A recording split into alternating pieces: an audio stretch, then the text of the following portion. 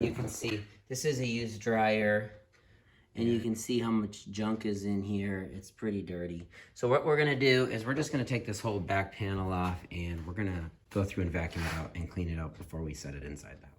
So now we want to take this back up, but before we can do that, to clean it up, we do have to make sure that we come back in here, and we want to unplug this.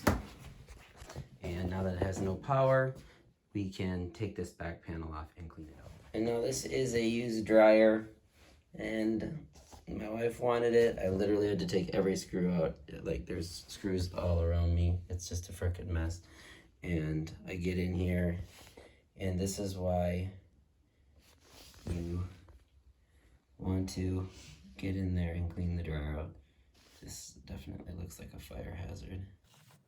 It's disgusting. Yeah, that's the first